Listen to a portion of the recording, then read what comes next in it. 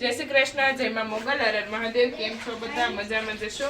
અને સવારના 9 વાગી ગયા છે અને આપણી ગાયોને લઈ અને હવે નીકળી જાય વાડી બાજુ. અને ગોરલબેન પણ તૈયાર થઈ ગયા છે. બધી ગાયો અત્યારમાં બેસી ગઈ અને ગોરલ ઉખીલી આવી ને ત્યાં ઊભી થઈ ગઈ. ગોરું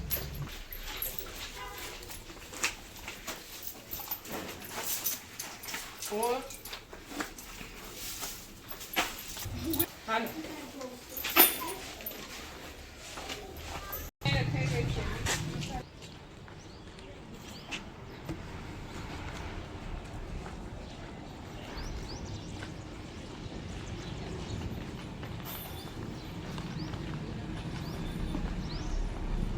ચલો ગાઈઝ, અત્યારમાં વાડી હવે પહોંચી ગયા અને ગાયોને બધીને અત્યારમાં તડકે બાંધી દીધી છે. કેમ કે ઠંડીના વાતાવરણમાં થોડોક ટાઈમ તડકે રાખી દઉં ત્યાં અહીંયા સફાઈ થઈ જાય અને બપોર પછી અહીંયા હું બપોરે અથવા તો બપોર પછી અહીંયા ફેરવી લઈએ.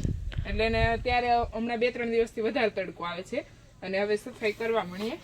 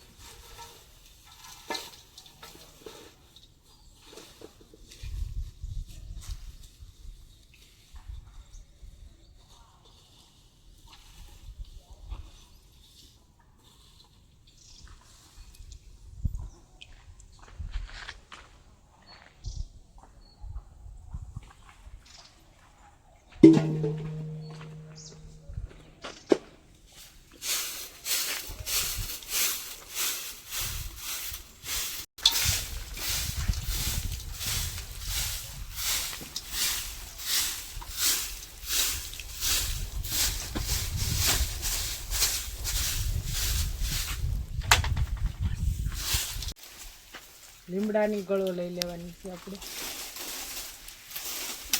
કેમ કે અનલિમિટેડ ગળો છે. લીમડાની ગળો લઈ લીધી છે અને લીમડાની ગળોનો આપણે કંઈક ઉપયોગ કરવાનો છે એટલા માટે લઈ લીધી છે લીમડાની ગળો.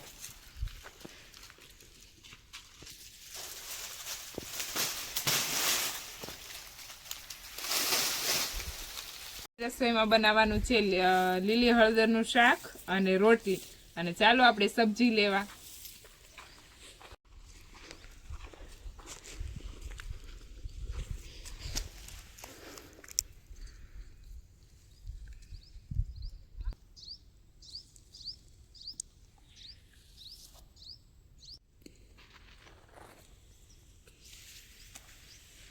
હવે આપણે લઈ લઈશું લીલા ધાણા.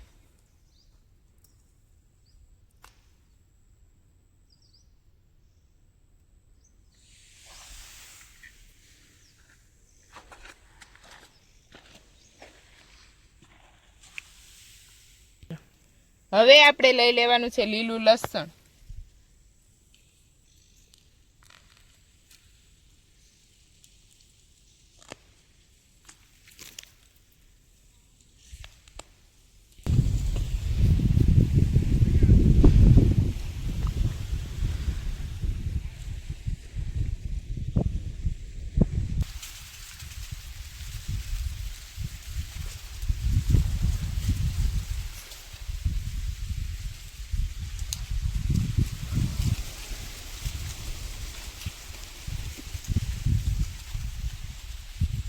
લેવાની છે લીલી ડુંગળી.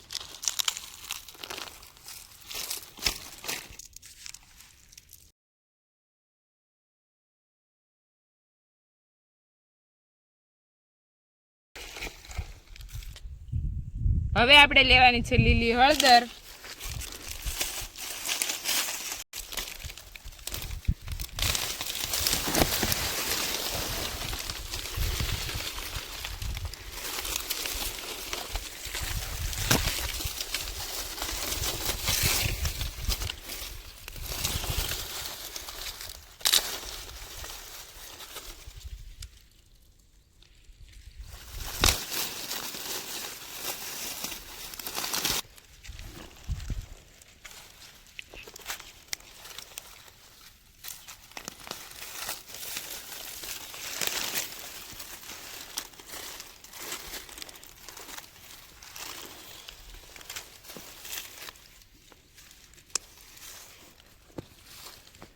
હવે આપણે ધોઈ નાખશું બધી સબ્જી.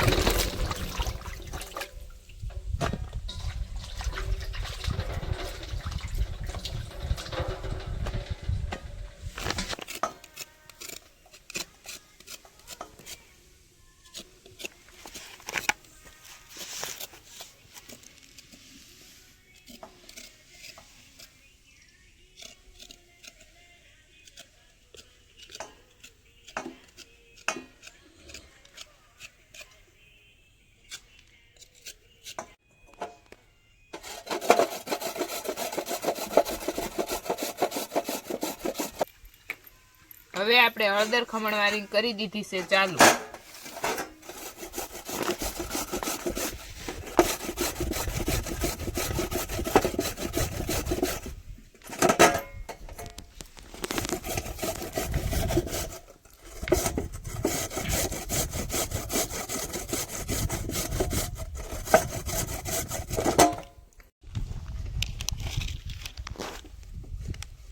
હવે આપણે જગાવશું ચૂલો. આપણે હળદર પણ ક્રશ થઈ ગઈ છે.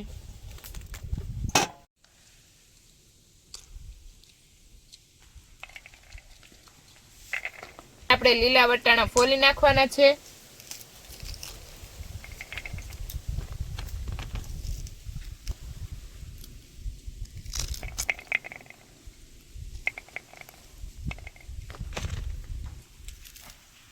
આપણે કટિંગ કરવાના છે ટમેટા.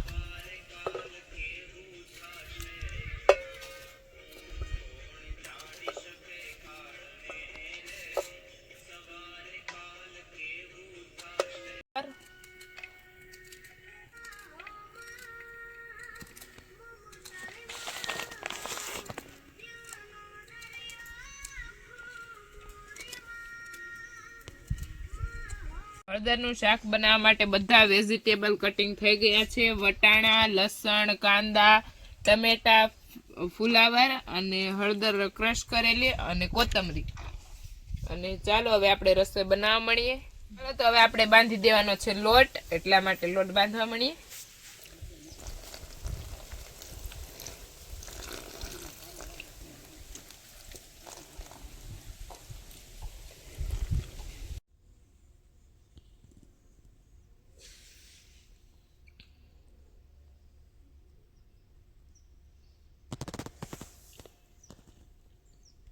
હળદરનું સબ્જી બનાવવા માટે આપણે રાખી દીધું છે ચૂલા ઉપર પાટિયો.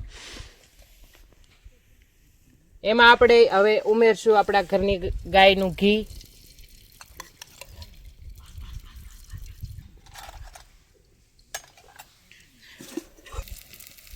હવે આપણે હળદરને ઘીમાં શેકી લેવાની છે. એડ કરી દીધી છે હળદર.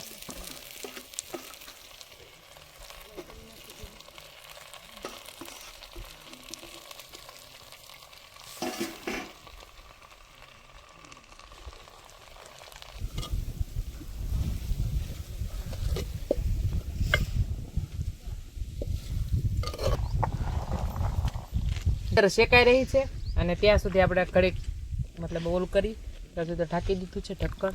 અને આ રીતે ધીમે ધીમે જ્યાં સુધી ઘી છૂટું પડશે ત્યાં સુધી રહેવા દઈશું. હળદરના સબ્જી બનાવવા માટે અત્યારે આપણે અને ઘાસની નિરણ કરી અને નીરી દીધું છે.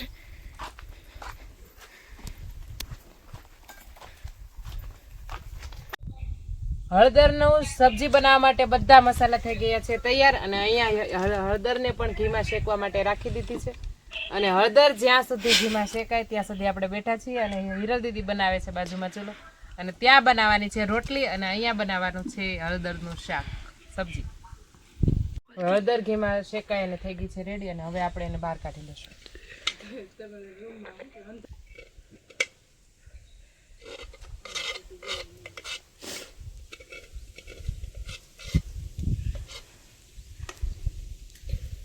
હવે આપણે એડ કરી દઈશું વઘાણી.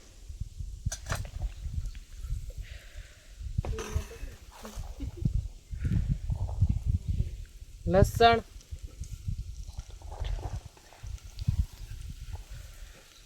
કાંદા,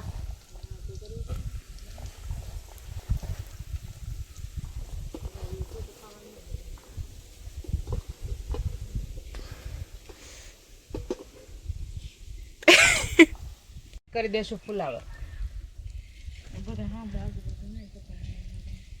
ફુલાવર, કાંદા અને લસણ સતળવા માટે રાખી દીધું છે. અને હવે એમાં આપણે એડ કરી દઈશું લીલા વટાણા.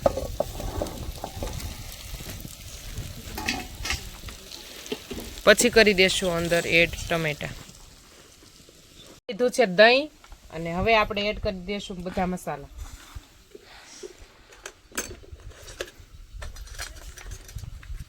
ધાણા જીરું, મરચું,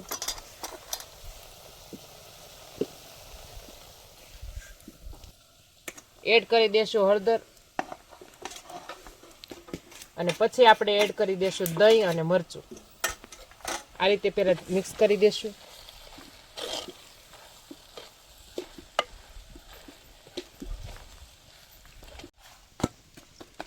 ચાલો મિત્રો, અત્યારમાં આપણે બનાવવાના છીએ રોટલી. અને સામે બને છે સબ્જી ને અહીંયા બને છે રોટલી.